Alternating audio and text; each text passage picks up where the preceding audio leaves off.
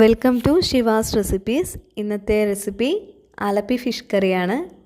ഇതിൻ്റെ ഇൻഗ്രീഡിയൻസ് എന്തൊക്കെയാണെന്ന് നോക്കാം. ഞാൻ എടുത്തിരിക്കുന്നത് മത്തിയാണ്, ചില സ്ഥലങ്ങളിൽ ചാള എന്നും പറയും.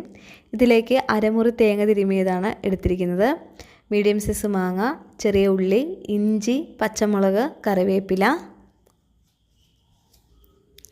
കാശ്മീരി മുളക് പൊടി, മഞ്ഞൾപ്പൊടി, ഉപ്പ്, വെളിച്ചെണ്ണ. ഇത്രയാണ് ഇൻഗ്രീഡിയൻസ്. പ്രിപ്പറേഷൻ നോക്കാം. ഇതിനായിട്ട് തേങ്ങ അരയ്ക്കാൻ മിക്സിയുടെ ജാറിലേക്ക് ചേർത്ത് കൊടുക്കാം.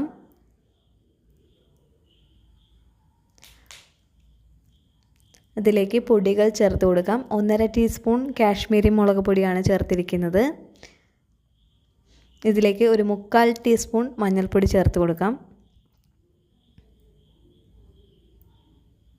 ആവശ്യത്തിനുള്ള ഉപ്പ് ചേർത്ത് കൊടുക്കാം. ഉപ്പ് ചേർത്ത് അരയ്ക്കുമ്പോൾ തേങ്ങ പെട്ടെന്ന് അരഞ്ഞ് കിട്ടും, അതുകൊണ്ടാണ് ഇപ്പോൾ ഉപ്പ് ചേർത്തത്. ഇതിലേക്ക് ചെറിയ ഉള്ളിയും ഇഞ്ചിയും ചേർത്ത് കൊടുക്കാം. ഞാനിപ്പോൾ ഒരു 6-7 ചെറിയ ഉള്ളിയും ചെറിയൊരു പീസ് ഇഞ്ചിയുമാണ് എടുത്തിരിക്കുന്നത്. ഇഞ്ചി അധികമാകരുത്, അധികമായാൽ ചൊവയുണ്ടാകും. ഇതിലേക്ക് ആവശ്യത്തിനുള്ള വെള്ളം ചേർത്ത് നന്നായി അരച്ചെടുക്കാം. ഇനി ഒരു ചട്ടിയിലേക്ക് മാങ്ങ നീളത്തിലരിഞ്ഞത് ചേർത്ത് കൊടുക്കാം. നേരത്തെ എടുത്ത് വെച്ചിരിക്കുന്ന മീഡിയം സൈസ് മാങ്ങയാണ്, അത് മുഴുവനായും എടുത്തിട്ടുണ്ട്. ഇതിലേക്ക് 3-4 പച്ചമുളക് നെടുകെ കീറിയതിട്ട് കൊടുക്കാം. അതിലേക്ക് അരച്ച് വെച്ചിരിക്കുന്ന അരപ്പ് ചേർക്കാം. ആവശ്യത്തിനുള്ള വെള്ളം ഒഴിച്ച് നന്നായി മിക്സ് ചെയ്യാം.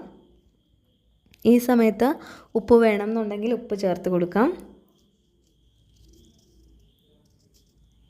നന്നായി മിക്സ് ചെയ്തതിന് ശേഷം ലോ ടു മീഡിയം ഫ്ലെയിമിൽ വെച്ച് അടച്ച് വെച്ച് നന്നായി തിളപ്പിച്ചെടുക്കാം.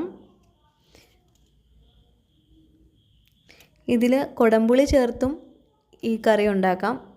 മാങ്ങ അല്ലാതെ കുടംപുളി ചേർത്തും കറി ഉണ്ടാക്കാം. അപ്പോൾ ഈ സമയത്ത് പുളിയാണ് ചേർക്കുന്നതെങ്കിൽ അരപ്പ് തിളച്ച് വരുമ്പോൾ പുളി നോക്കി, പുളി കൂടുതലാണെങ്കിൽ കുടംപുളി 1-2 പീസ് എടുത്ത് മാറ്റാം. പുളി വേണമെന്നുണ്ടെങ്കിൽ പുളി ചേർത്ത് കൊടുക്കാം.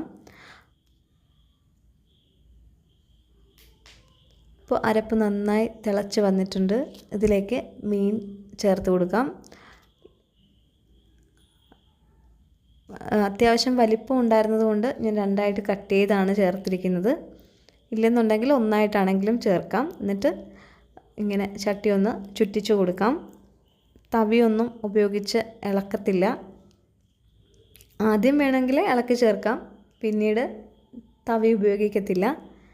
ഇടയ്ക്കിടയ്ക്ക് ഒന്ന് ചട്ടി ഒന്ന് ചെറുതായിട്ടൊന്ന് ചുറ്റിച്ച് കൊടുക്കണം. ഇല്ലെന്നുണ്ടെങ്കിൽ മീൻ കരിഞ്ഞു പിടിക്കും, അടിയിൽ പിടിക്കും ചട്ടിയുടെ. അതുകൊണ്ടാണ് ഇങ്ങനെ ഇടയ്ക്കിടയ്ക്ക് ചുറ്റിച്ച് കൊടുക്കുന്നത്. ഒത്തിരി വെള്ളം ഒഴിച്ചങ്ങ് കറി അങ്ങ് നീട്ടിയെടുക്കരുത്, അപ്പോൾ ആ കറിയുടെ ടേസ്റ്റ് കുറയും. ആവശ്യത്തിനുള്ള വെള്ളം ഒഴിച്ച് നന്നായി തിളച്ച് മീനൊക്കെ നന്നായി തിളച്ച് വരുമ്പോൾ മീനിൽ നിന്നും അത്യാവശ്യം വെള്ളം ഇറങ്ങി വരും. അരപ്പ് നന്നായി തിളച്ച് മീനൊക്കെ നന്നായി തിളച്ച് വരുമ്പോൾ ഉപ്പുണ്ടോ എന്ന് നോക്കിയിട്ട് ഉപ്പില്ലെങ്കിൽ അത്യാവശ്യം ഉപ്പ് ചേർത്ത് കൊടുക്കാം.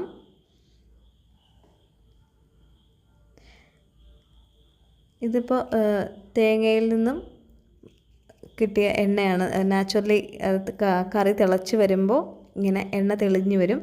അപ്പോഴാണ് മീൻ നന്നായി വെന്ത് വരുമ്പോഴാണ് ഇങ്ങനെ എണ്ണ തെളിഞ്ഞ് വരുന്നത്. ലോ ഫ്ലെയിമിൽ വെച്ചിട്ട് ഒന്നുകൂടി നമുക്ക് തിളപ്പിച്ചെടുക്കാം. എന്നിട്ട് കറിയൊക്കെ നന്നായി തിളച്ച് മീനൊക്കെ നന്നായി വെന്ത് കഴിയുമ്പോൾ അവസാനമായിട്ട് അതിലേക്ക് പച്ച വെളിച്ചെണ്ണയും കറിവേപ്പിലയും ചേർത്ത് കൊടുക്കാം.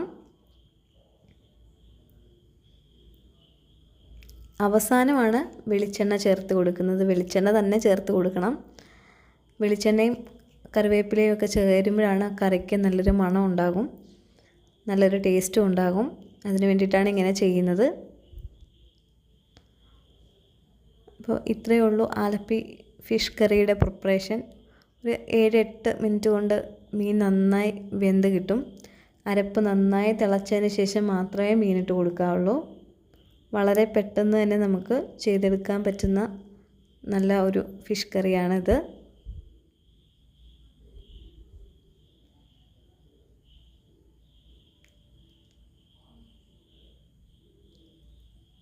Thank you for watching.